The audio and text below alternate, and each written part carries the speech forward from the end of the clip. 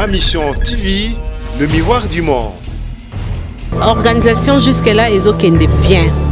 En tout cas, Evelyne et moi, la fille des chances, la méga star. Effectivement, elle est méga star. Comité Bengsaki Bisso, juste pendant que tu as les points sur les i, parce que souci Zaga Moko, il y a qu'à rendre Evelyne Kamo hommage mérité. Alors, le comité qui a souci, il y a Sangisa, les journalistes, il y a des organes, les secteurs, ils ont audiovisuel, les médias en ligne, les presse écrite, le papier, tous ont unis autour d'une seule cause. Matanga ya ndeko na biso Evelyne Kamo Lopez. Bandeko epele basali ba publication ya ndenge na ndenge sur organisation ya matanga.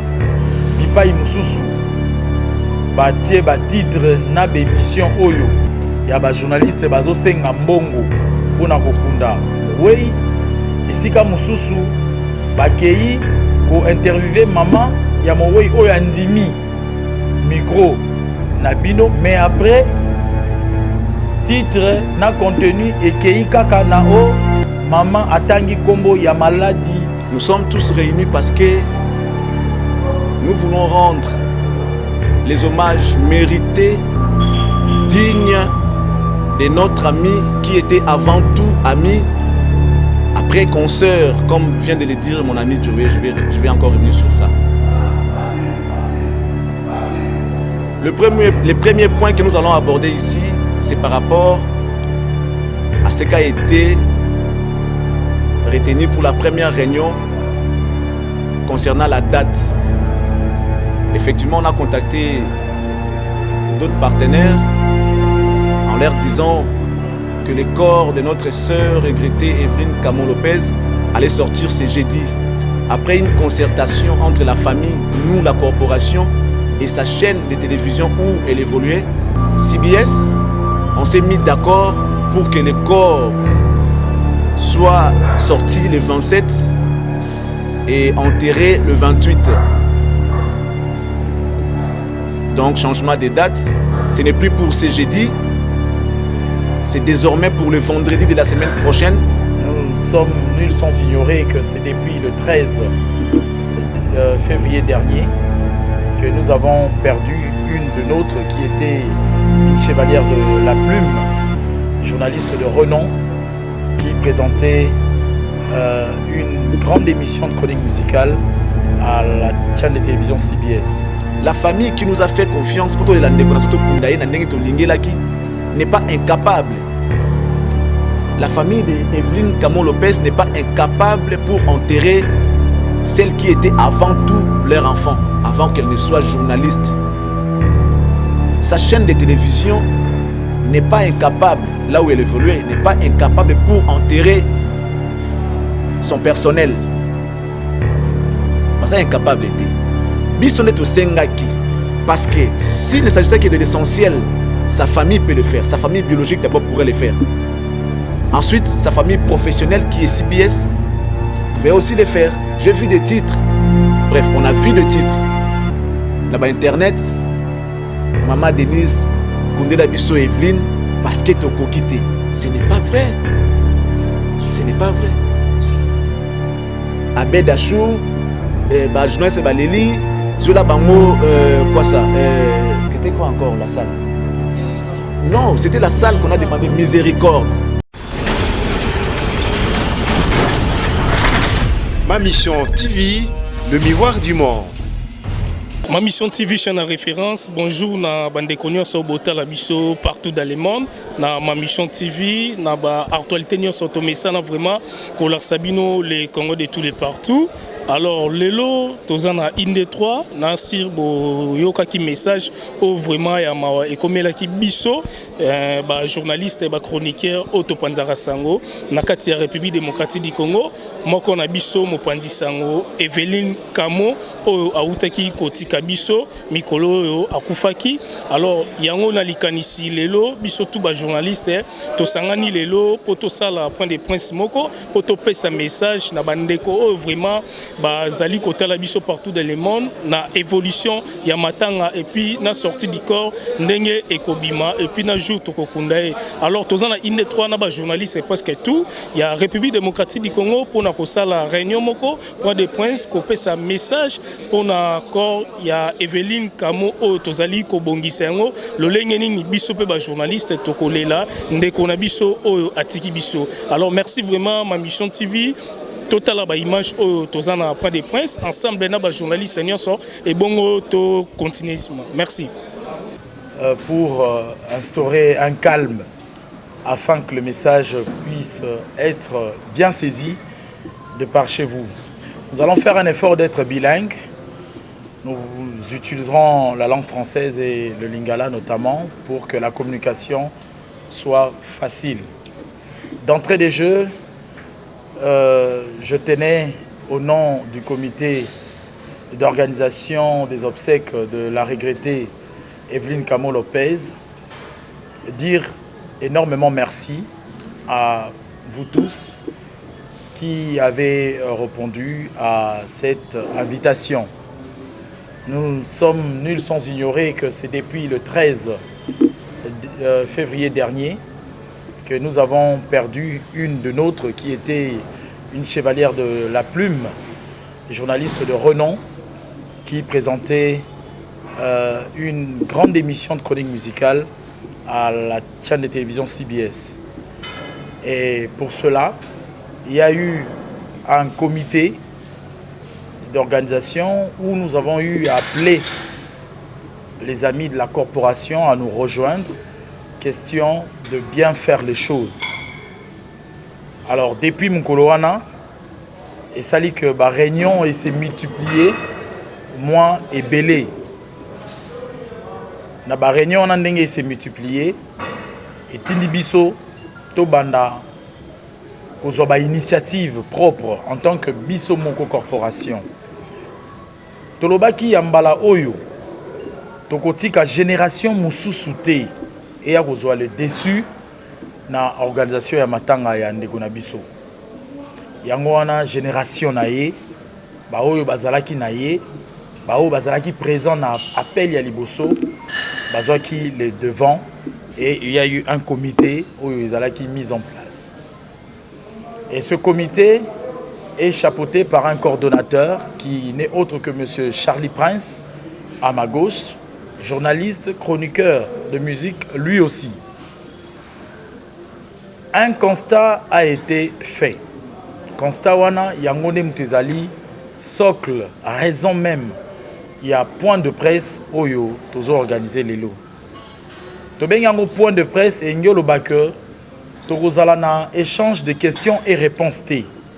Mais par contre, ezali mise au point pour que to revenir à la raison, to sala makambu na limemia, mais to sala pe makambu na bosotote poete biso ba journaliste ba pandisango o tozali tolobi bien en général ndé toloba na communiquer na biso ngoloba na journaliste ya internet to bengi média en ligne na journaliste papier na journaliste ya télévision o to benga analogique biso nyo surtout to benga mi ba pandisango to meka kozonga un peu na nzela pour que to continuer ko sala makambo bien ti mukolo oyo tokobimisa nzoto ya mowei naboye tozongisa maloba epai ya coordonnateur po ameka kokota un peu na mozindo tolingaki to rectifier constat oyo tosali oyo ezali que bandeko ebele basali ba publication ya ndenge na ndenge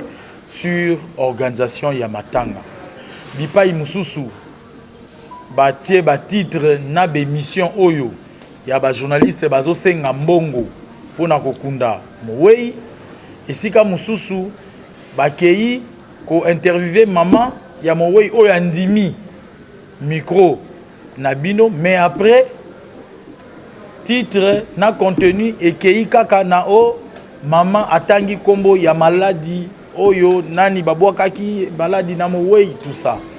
Bref, et c'est pas ici bato mingi pendati. Et bimisi biso lokola bato baza organisé te, bato bazo lela bato yo bazo luka ba profiter na matanga pona kozwa moi mpata. Dès tolingaki to rectifier un peu tir pour mettre un peu cause à la tenue au clair. Il y a que quand il s'agit de la communication,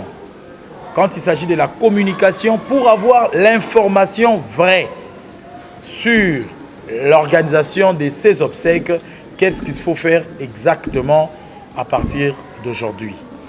Voilà pourquoi j'aurais aimé la parole, je donne plutôt la parole au coordonnateur Charlie Prince.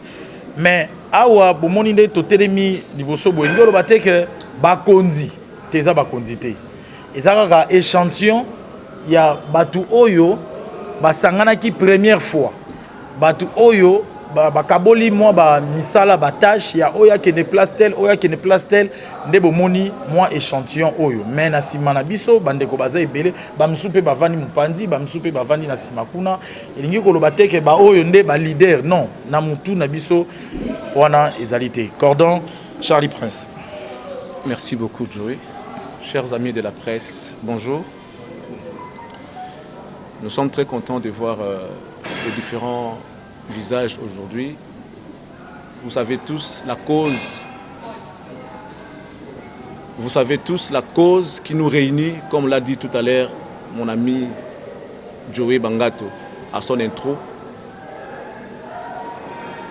Nous sommes tous réunis parce que nous voulons rendre les hommages mérités, dignes de notre ami qui était avant tout ami, après consoeur, comme vient de le dire mon ami Joey, je vais encore revenir sur ça. Le premier point que nous allons aborder ici, c'est par rapport à ce qui a été retenu pour la première réunion concernant la date. Effectivement, on a contacté d'autres partenaires en leur disant que le corps de notre sœur regrettée Evelyne Camo Lopez allait sortir ce jeudi. Donc, on va commencer pour dire qu'il y a eu modification ou encore changement de date. Après une concertation entre la famille, nous, la corporation, et sa chaîne de télévision où elle évoluait, CBS, on s'est mis d'accord pour que le corps soit sorti le 27 et enterré le 28. Donc, changement de date, ce n'est plus pour ce jeudi, c'est désormais pour le vendredi de la semaine prochaine. La date est donc le 27, la levée du corps. Et puis on va enterrer le 28 au cimetière Nécropole entre terre et ciel. Chers amis de la presse, vous savez tous que avant qu'on soit là où on a étudié. Permettez-moi de le dire, on n'a pas acquis un don venant de Dieu pour que nous soyons là où nous sommes. Nous sommes tous passés par le banc de l'école, contrairement à d'autres disciplines évidemment. Et cause à la don, nous avons par rapport à don Nzamba Pessier, à cause à peut-être art grammatique par rapport à don Nzamba Pessier, et c'est pas nécessairement classe T, mais c'est important peu qu'autant. Mais biso sika tokomi, et c'est qui na biso tanga pour tokome sika tokomi. Donc, j'estime que moko na biso a cause la preuve ya mayele oyo azanango ou azwa ki na kelasi. Mon ami a dit tout à l'heure que tobengi bino pour la conférence de presse. Tozape ba kondité, ezaka ke na lisanga ya bato bapona kata msusu mutu moko to bato ndambo po kamba makambo ki na ndenge elongo bani. Ça veut dire quoi? Nous qui sommes désignés comme comité d'organisation, toza ba kondité. Nous faisons appel ici à l'unité. Nous voulons que nous soyons au moins pour une fois unis pour tokundande kona biso na ndenge elongo bani. Kokundaye na honneur ezaka kambongo to babiloko ya cherté. C'est aussi l'unité et un peu de preuve de maturité que nous allons faire nde yango pe kozala honneur pour na yesika azali. C'est vrai. C'est bien bon d'avoir beaucoup de groupes ou encore groupe tel pour aller la camo Evelyne Lopez, ils ont m'embêté. Mais tout ça là on a désordre, tout ça là on a limemia, puis na moins d'ambu ya discipline. Seul comité Oyo écoute na famille na yé, ils a biso baye toza liboso, oh toza na bino a parce que biso tout ça na kati organisation. Nos amis de YouTube est la presse mosusute. YouTube est la presse, la presse nyonso. Mais outil au bino vous choisir pour véhiculer message na bino pour communiquer na public na bino ndé yango to bengi yango YouTube. Presse ni ezalaka presse ka bona raté presse ezalaka presse. Peut-être différence de la presse écrite na audiovisuel. Bino besoin na kati ya audiovisuel. YouTube ezali eloko mosusute keko eza presse mosusute ezalaka presse. La façon de traiter l'information doit être unique ou encore identique par rapport à ce que nous faisons parce que vous considérez que vous êtes dans un monde à part. Non. S'il vous plaît, ça vous concerne aussi cette histoire. Vous êtes de la presse, celle qui est décédée était de la presse. La manière de traiter l'information doit être bénéfique pour na biso na bino. Ça veut dire, titre ya malamu, moi traitement information ya malamu pour que tant muto atala moi que non bazabata mayele baleli effectivement de kona bango na mayele. Je vais revenir sur un point qui est très important pour dire que la famille qui nous a fait confiance pour to lande kona soto kundaye na ndenge to lingelaki n'est pas incapable. La famille de Evelyne Camon Lopez n'est pas incapable pour enterrer celle qui était avant tout leur enfant, avant qu'elle ne soit journaliste. Sa chaîne de télévision n'est pas incapable, là où elle évoluait, n'est pas incapable pour enterrer son personnel. Mais ça incapable était. Bissonet au Sengaki, parce que s'il ne s'agissait que de l'essentiel, sa famille peut le faire. Sa famille biologique d'abord pourrait le faire. Ensuite, sa famille professionnelle qui est CBS pouvait aussi le faire. Toloba qui boye.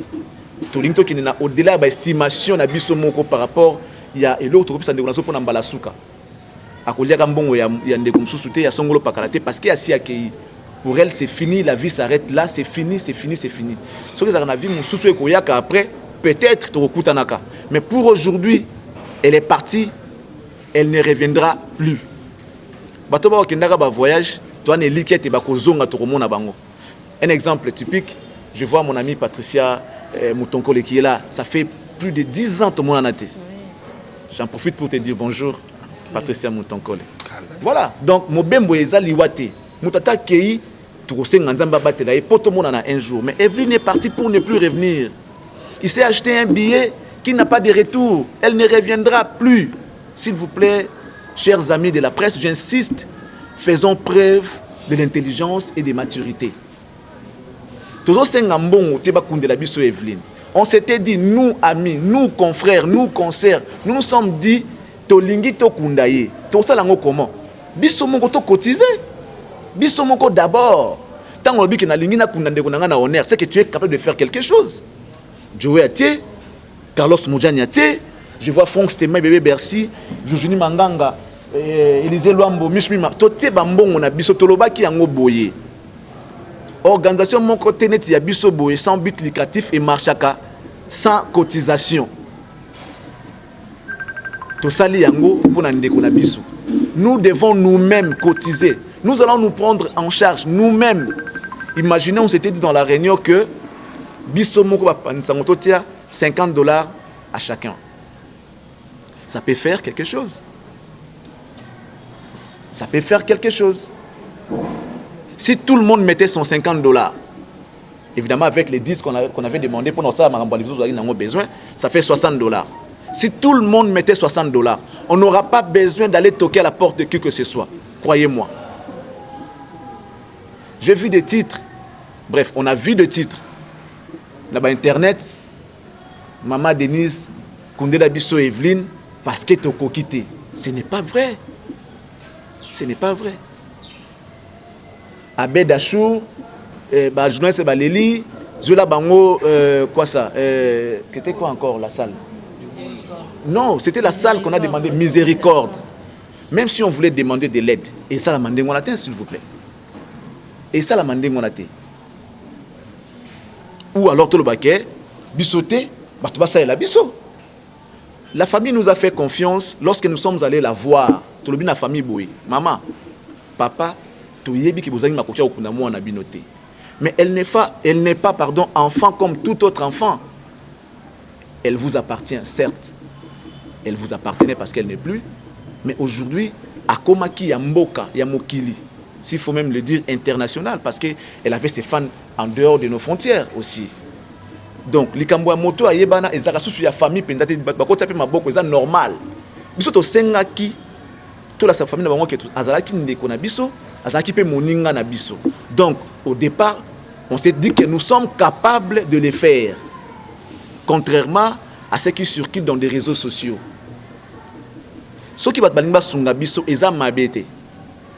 Ça pourrait encore faire un plus, eza mabete. Mais tous ceux qui n'ont pas été le bateau bazanga maël était sorry pour les termes. Nous sommes journalistes. Nous sommes la presse. Nous sommes 4e pouvoir. En termes de décision, évidemment, Yamboka. Nous sommes 4e pouvoir. Donc, si nous avons un souci, on sait où aller toquer. On sait où aller toquer. C'était ça le deuxième point. Essayez un peu d'arranger la façon de traiter l'information et vos titres. Tout le monde peut amener son apport. Peut-être moi, image, ça peut faire affaire. On est d'accord. Mais bah, titre, n'a pas beaucoup de ça. Titre et puis c'est dit bon, c'est bon, hein, j'ai compris. Or que, il y a contenu, mettez des titres propres. Ceux qui chaînent dans l'état, il n'y a pas de problème. Mettez des titres propres. Et il y a eu même des gens qui ont allé filmer, selon ce qu'on a appris hier, les installations hygiéniques. Il y a Evelyne. Pour en faire quoi? C'est pas gentil. Pour en faire quoi, chers amis? Pour en faire quoi? Tolingite après Matanga et comme Makambo et comme Anandé, tout le monde a bandé comme Soussou parce que ça va nous servir d'exemple. Et comme Ateke, Ezalaki Boye, Azalaki Boye, Asalaki Boye, c'est aussi, ça va aussi de votre image. Parce qu'elle était avant tout journaliste comme vous. Si vous ruinez son image, mais n'est-ce pas que ça peut image de nous les autres qui n'ont pas? Vous avez intérêt de protéger l'image de celle qui est partie. On a tous intérêt de donner une bonne image d'elle aujourd'hui parce qu'elle n'est plus. Elle ne saura même pas se défendre parce qu'elle ne va même pas voir. Tant que non, peut-être par exemple, Akoufa qui n'a 10 kilos, alors qu'elle n'a pas poids normal. Alors se défendre comment? C'est fini, c'est parti. C'est resté comme ça dans la tête des gens.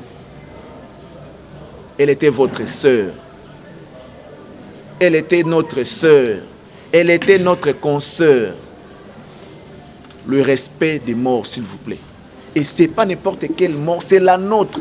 Les loups ne se mangent pas entre eux. On ne le dit pas parce qu'on a des choses à cacher. Non, tout le monde parce que les gens qui veulent ternir l'image des Camo Le Peuple aujourd'hui doivent savoir qu'elle était comme toi. Mais si tu sais vraiment que tu es journaliste et que tu aimes ton travail, tu as intérêt à ça bien au profit, na biso nyonso pour l'honneur, il y a un déconabiso au atiki biso akei. Je fais appel ici à la presse. On n'est pas obligé d'être amis pour tout ça dans le Cambo ensemble. On n'est pas obligé d'être, je ne sais pas, avoir des affinités. Avoir des affinités ou encore tout ça la Cambo ensemble. Non. Les gens qui n'aiment pas Charlie Prince, parce que, bon, en fait, je rappelle, parce que à la première réunion qu'on a faite, c'était que je m'étais retrouvé seul parmi beaucoup de filles. J'étais le seul garçon qui était parmi, évidemment, beaucoup de mamans qui étaient là ce jour-là. Et c'est ainsi que l'Assemblée avait porté son choix sur ma personne. Que bon, le colosa mobile, il te sur maloba ou loba. Des comiques, kambakaka, lingomba ngotoke na ngotina suka. J'espère que na koki pe na nyosote, na yebi pe mingite, mais avec votre soutien, votre appui, vos idées, ne te pousse à likambo musika. Imaginez que je sois seul. Non, ça là on est na kokate. Même dans nos propres familles, aux responsables famille, soit ceux qui papa n'ont pas koufi, tu as toujours besoin des gens pour soutenir eux. Si on a les campo, famille, on doit toujours recourir à la famille pour avoir certaines précisions. On a besoin de tous. On a besoin de tous. Nous avons nos relations, nous avons des connaissances, nous avons je ne sais pas, des moyens de faire ça bien pour que les gars bien. Ou à la relation à mon tout temps, soit après ça sur podium. Mais tout le temps, tout ça ensemble. Pourquoi les faire à côté? Pourquoi faut en avoir un? Non. Nous avons besoin de comité tolinka qui ndékonde akundama malam. Ndeko akundama bien, c'est tout ce que nous tous nous voulons. C'est le souci de tout le monde. Donc bref, nous demandons à ce que nous soyons unis. Bandeko autour, à Monique apport naie cause à la important. À Yanango, on a un comité d'organisation dont Bandeko Namutozana Bango Awa. Pour nos cotisations, il y a Madame Virginie Manganga qui perçoit. Ensuite, c'est Miss Mima qui est la trésorière, qui est la caissière. Il y a l'organisateur Tozanango. Il est important na Bandeko tous à YouTube. J'ai appris par mon ami Franck Stemaï que Bandeko à YouTube, vous avez aussi votre organisation. Je ne sais pas si c'est le cas. Vous avez un groupe d'organisation, on peut dire ça comme ça. Mais nous devons nous unir. C'est l'essentiel parce que nous courons derrière les temps. S'il y a moyen, je ne sais pas après ou comment on va faire pour nous mettre en contact avec d'autres groupes là pour que tout ça la macambo bien. Je crois que c'était ça l'essentiel hein, de ces points de presse. Je crois que l'essentiel est dit. Je ne sais pas si j'ai oublié quelque chose, mais sinon, moi je pense que... Bon, je pense que l'essentiel a été dit, mais je voudrais bien, avant peut-être de clôturer, Carlos Moujani, hein, en peu de temps, sur le coup, Bakissa, moi le moins qui est plutôt clôturé. Ouais, j'espère que tout a été dit. Hein? Tout a été dit. Balubara, Libanga, Livinde, Keyo, Tchako, Segate. Donc, c'est-à-dire, ceux qui biso, ba oyo, toujours mi benga ba journaliste. Moko oya biso, azalai kati na biso. Akufi, eza esengote po na biso, yako komisa lo matanga na ye business, mumbongo, to likambako tchola, to likambako seka. C'est très important. Alors, ngana beta plus c'était côté wana parce que yango ne socle, yango ne tokutani lelo parce que basango ezo kende ya mabe makasi. Journaliste aza mutu ya lolendo, vous excusez nga terme wana parce que yenda za quatrième pouvoir. Soki lelo biso tout okangi ba caméra mboke ko telema parce que information ata moko ko pesa maté. Ba musicien ba ku fela ka bomona ka combien unité ça la tout autour de ça. Mais mingi, toujours kabola bisona binote parce que les autres viennent de le dire que dans le sens que oh yaza journaliste ya TV ou yaza internet ou yaza tel boy. Oh ya kufi aza moko na biso s'il vous plaît. Donc mes rotala et lokoni toujours ça surtout par rapport ya ba titre au biso toujours roteur. Ils ont créé désordre. Famille Evelyne et Zangi kokunda Evelyne te. Ça c'est entre nous on est en train de se le dire. Ou bien batumiso aza okunda été mais biso tellement que azaki mutumo tozaki na ba finité. Tous qui n'est presque pembeni à tout moment, les asango ya mao ya pasi ou comme elibiso. Alors évitons de créer des isanies ou bien de problèmes tout autour de tout cela. Toti kalabomoko comme on est en train de le dire. Alors tout la qui sa que muto a koufi aza journaliste azara mutu. Il y a tout droit, il y a droiture en fait. On allait dire cela ici. Jour ya matanga, j'espère tout le belango na cordon il y a pas très longtemps. Aux en a besoin au filmer, aux en a besoin aux quoi que ce soit et les camps désordre té. Comité eza awa. Oye, au s'inscrire soit papier sur badge, ba Monique osa vraiment na ba norme pour faire ce travail là. Tu viens tu les fais pour que nous évitons ba titre au hôtel à Lobaki boy, abeda show à Lobaki boy. Ba nga mon titre mo ba komagi, ba journaliste ba swani ba bundi pour na mbongo ya matanga ya Evelyne. Naomi tout na mbongo ba journaliste en organisation yango yo. Ba journaliste ba swana ki na ba o ba kenda obunda. Ba za wa pito ebité. C'est vrai que Maram Tozolo, il faut refléter. Au côté titre, c'est vrai, surtout dans les journalistes, au côté titre, ton dimi en haut. Mais titre en haut, refléter quand même contenu en haut. Mais si vous avez un titre pour votre bataille, mais contenu, vous avez une quantité. Et s'il est créé, un problème. Alors, si réellement on est là, parce que Bisso, ne bon, on a Bisso, nous avons tout, à ça la marre, tout ça, on a un sauté. Et puis, quand on a un Japon, sengoté, Japon, matanga. Nous avons tout ça, nous avons une affinité par rapport à la personne qui est morte, en fait. Donc, c'est-à-dire, selon Oyazomiyebela, selon n'est pas cotisé, c'est que ça n'est pas si pour ça. Mais ceux qui ont comme un problème, titre, tout ça, c'est que tout le monde qui ont des quangotés. Donc, et là, on a un plus, organisons-nous, on est ensemble, presse et zamoko, tout kabouanaté, comme les autres l'ont dit, en fait. Ok, merci. Alors, je pense que tout ça a leçon de morale tout le temps. D'ailleurs, na oya na précision moko boye que toyebi ndenge nini vitesse ya internet ndenge ezalaka. Mais na ba occasion mususu tout ça nde tout ça la rara. Mais soki na occasion ya mawa surtout ya moko na biso to meka un peu ko changer comportement na biso. Et puis à partir il y a lelo peut-être to changer bizaleli. Pour que dans l'avenir soki ozala ngai soki ozala songolo pakala mususu to meka un peu kotika la batuya lokumu et ozala très important. Na lingina marteler sur elo moko da lobaki awa likambi ya unité. To si to yokai que ba groupe ezalaki na ba organisation différente mais to lobi boyi comité d'organisation eza moko mais apport ya mutunyo surtout eza important. Voilà pourquoi au moni DG Frank Stemai azana biso na moni gabana basele kuna utikoya yé pas na groupe de organisation Basile il fallait zala awa Basile Sombo yé pas zalaki na organisation msusu mais finalement Charlie Balaka aussi et finalement to se mettre d'accord ensemble. Oyo azui eloko oyo ko pesa biso apport oyo azui eloko moko pesa biso apport aye na on a comité pour que tout ça lango na ordre. To uti koyoka Basile biso bralima alobi podium instrument. On a déjà na ba calcul na biso to longo liango pour groupe wana et c'est pesa biso yango. Excusez Pamela, il y aura pas échange hein. Excusez, il y aura pas échange après les caméras. Après les caméras, peut-être, après le point de presse, on peut échanger avec d'autres caméras. Donc c'est un peu ça. Torozana pour ça, il y a service à protocole. Donc il y a service à marketing ou bien agence pour fournir biso service à protocole. Il y a beaucoup de jolies dames ici, toutes les femmes de la presse que nous sommes, pour s'organiser. Ce que nous avons tenu ça identification. Il y a que un protocole ou seulement badge. Voilà, tu peux si badge, tu sali yango biso moko. Donc tous c'est là vraiment que après liwa oyo babete la biso nyon surtout tous allez à babete la biso maboko. Babete la Charlie Prince T, babete la Joete, babete la Songolo Pakalate, mais babete la bisognon surtout presse, na en ligne, na traditionnel, YouTube, presse écrite, bisognon surtout, babete la biso maboko. Na ba o baboyaki peut-être koya ko sangana, ba comprendre quand même que to se ressaisissa qui, to comment il a niveau moko bisognon surtout et to sali makam malam.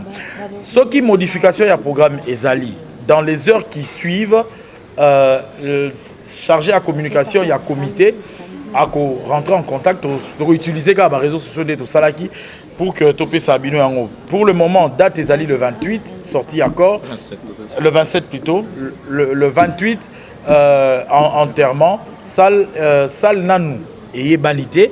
Donc il y a un tout là pour Topé sa précision, mais ça va suivre vraiment dans les heures très bref. Mais sinon, information Moussoussou en rapport avec Matanga et ou publié Mbangouté. À défaut, vous vérifiez information, Bokoti en contact Nabiso. Je pense qu'il ne reste plus qu'à vous remercier. S'il vous plaît, j'allais ajouter quelque chose. Moi, je souhaiterais même que Bandego Nabiso, surtout il y a YouTube. Moi, je vous remercie déjà. Hein, vous faites un travail titan pour ces obsèques. C'est vrai qu'il y a un peu de dérapage, mais on ne vous en veut pas. Seulement, tous on a raison. Mais le mieux à faire, ça veut dire, veuillez communiquer de la manière suivante. Les gens qui nous suivent à l'étranger, c'est là qui ont connu Evelyne Camo Lopez, qui veulent assister ou encore participer à l'organisation par votre canal, ils doivent aussi contacter ces comités. En dehors de ces comités, on ne dit pas qu'il y a non. En dehors de ces comités, Oyoye Bani assure aux autres traités la famille professionnelle, la famille idéologique, et ça comité autres en amour. Les numéros qui circulent, les numéros à Madame Virginie Manganga, en défaut, les numéros à Madame Mich Mima. Alors, les gens là qui voudront contacter pour Mme Evelyne, je ne sais pas si c'est important de communiquer les numéros également. On a dit qu'il n'y aura pas d'échange. Donc nous tenons sincèrement à vous remercier d'être venus. Et j'insiste encore sur Bandeko Bazali Banda Tosangana. S'il faut surtout qu'il y ait des verbes, pour que tout soit unis. Nous vraiment nous demandons à ce que nous soyons unis, souligner vraiment unité. On peut tous se déplacer pour venir vers vous, pour que nous soyons unis au moins pour une fois. Tokunda Evelyne Nabubo Tonyon surtout Je vous remercie. Voilà, merci à tout le monde, hein. Merci à toutes et à tous. Au hasard, pour ça, plus ample précision, les caméras et tout, dans les à côté. Mais sinon, merci. Et nos sincères condoléances à toutes. Bonjour Franck Stémaï. Bonjour Martin Ngi. Alors, Toza Ana Indetoa, pour un point de presse, il y a Ndeko Nabiso, Evelyne Kamo, na si message comme Eli Bandekoto, Batali Biso. Alors, on a ligne juste au Pessamo message Moko par rapport à Makambu, au Tolobi, pour na Bandekonio sur bazar partout dans le monde. Très bien. En fait, comité Bengsagi Biso, juste pour tiens les points sur les i, parce que souci Zaga Moko, il y a qu'à rendre Evelyne Kamo, hommage mérité. Alors, le comité qui a souci pénal à Sangissa, les journalistes, il y a des organes, des secteurs, ils ont audiovisuel, des médias en ligne, des presse écrite, des papier, tous ont unis autour d'une seule cause. Ils ont Matanga Evelyne Kamo Lopez, qui vraiment soldat dans la chronique musicale. Et point yango wana beaucoup plus pour nabiso journaliste internet to me un peu ko revoir titre nabiso dans le cambo itali liwa ya Evelyne Kamo programme titre aucun enterrement et à la propre ça veut dire titre moko dans tali pena contenu ils ont reflété pe image ya mowe donc ils ont la teka pour na souci ya ndeto mesana ko zo ba vieux belé mais na kati ils ont makara mususu donc yango na ki souci ya comité. Et puis, il y a un programme exact pour un jour corps Bima, un jour enterrement. Donc, corps Bima le 27, et mois au février, et puis enterrement au Salama le 28. Et voilà, salle, non, nous mais dans les heures qui suivent, nous en au courant. Il y a ici quatre exposés nous autres Evelyne Kamo. Alors par rapport à l'organisation, chaîne donc Koki Koko Tandenge nini, na habité sur éclairci batumsu bazoe batende nini bako pesa ba cotisation na bango pour la organisation matin. Très bien. Groupe WhatsApp est créé. Comité déjà il y a monene, ils allaient chapeauté par Charlie Prince. Groupe WhatsApp na ils allaient pas lingi contacter groupe wana a repérer certain numéro pananga to panayo. To transférer yango ipa bandeko bazali ba ko chapeauter comité wana et puis na biso ba ya internet comité pezali organisé par notre frère Thierry Mombaya autour de Thierry Mombaya toujours mais un peu ko tia ba cotisation na biso pour te rendre Evelyne Kamo Lopez ba hommage au Pene Sengeli ponaye. Alors merci. Alors merci Franck Stémaï. Merci Martin Ngi. Bonjour. Bonjour Yaya. Alors tout le monde est là dans l'organisation pour Evelyne Kamo. Na ligne juste au sa message moko na bandeko tout Hollande biso partout dans le monde par rapport à l'organisation pour aux enquêtes. Organisation jusque là ils ont qu'ende bien. En tout cas Evelyne et moi na fille de chance, na méga star effectivement elle est méga star. Bon c'est que les akitoko. Bilo repene zang na ngote. Donc nous on est prêts ya ko enterrer Evelyne et le rezangité bat pe basongi biso bazé belé biso moko pe corporation to koti marambo ngonyo sur l'équipe bien vraiment nyo seza kitoko et kalika lundi to que ndolongolé na morgue ya clinique Inoise Place Aza to memaye na morgue ya Ngalema voilà. Alors le lot pour na bateau baoleka na télévision pe internet c'est que nous sala to sala ba pandisango oyo bazotanga vraiment kombona na ndenga mabe na ibite soki okoko lobani na bande tout nous bete basanga na mowe te ntesa kufi tant yozo sekae yo moro na ibite soki moral no ezala calme par contre biso to biso muta kufi to za na compassion to lela pona ni netinga des fois je n'arrive pas à digérer kazate. So zongile msuna ndaku okoti bandota ba photo okoti na téléphone bandonga kuna za ya momo na koti na chaîne ya YouTube na bandota la ba image ozolela mais na omona mutu loko Evelyne na kufi mutu moko sa l'émission azoseka to bazo sa ba titre mabe eza na habité soto comme na monde nini est-ce que vous pouvez saper conseil na ba petite sœur na bino o bazo banda musalo sika façon bazo kumbela musala ngo na habité bon là tu parles de Karine. Karine c'est ma sœur, c'est ma petite sœur. Na lobane peso a sali mabe ba prendre nga tout à l'heure qu'elle a fait une émission na confirmé na noté si c'est vrai na rolobanae ce que c'est solo na rolobanae que a sali mabe au-delà de tout c'était sa sœur. Yana ya Mungalat. Karina c'est ma sœur Mbunza. Eveline à Mungbanzi. Vous comprenez, toi, biso na biso ban Équateur. Karine te mais non. Oui, parce que ça kinga ici c'est vrai. Na confirmé te ce que zaye na oloba. Mais so batum su ba osala ngo eza bien te fo batika. Eza vraiment bien te. Mutesa ko yebisa na to nga to ba kufina nini. Elle était malade. Sa maman a dit que ezaki mbasuma sili malaria. Alors pourquoi to nga to ke dans l'extrême au-delà? Na peut so to lukani. O to zo lukeza to kundae na honneur. Bat balobake ba journaliste balingana ka place obaye barabat balingani temps obaye barabat balingani ezana temps. C'est ça. Merci Yaya. Alors merci vraiment Nasir Bouti ko tala ba image ndenge bande ko na biso ba s'exprimer devant ya ba journaliste ya ba chaîne différentes o vraiment tozalaki awa pour na point des points o ya ndeko na biso o pena asara pe musani malamu Eveline Kamo o ya tiki biso auti kokufa. Alors c'était babeti bomoni pona comportement na biso ba journaliste ndenge tozali ko panza vraiment basango ya ba wei mabe. Alors bomoni pe bureau ya ba organisateur pona day ya Eveline Kamo ba pesipe date déjà le 27 et cause à la sortie du corps et puis le 28 nde bakokunda yango. Alors toza ana inetwa ensemble bouti kolanda vraiment ndenge ba pesi déjà programme et puis na ba cotisation ba groupe ba WhatsApp pour na ko bongisa ko lelande ko na biso Eveline.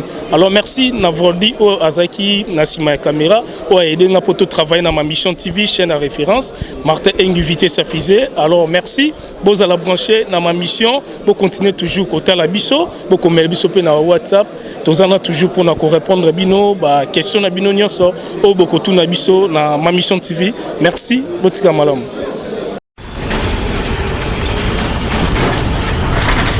Ma mission TV, le miroir du monde.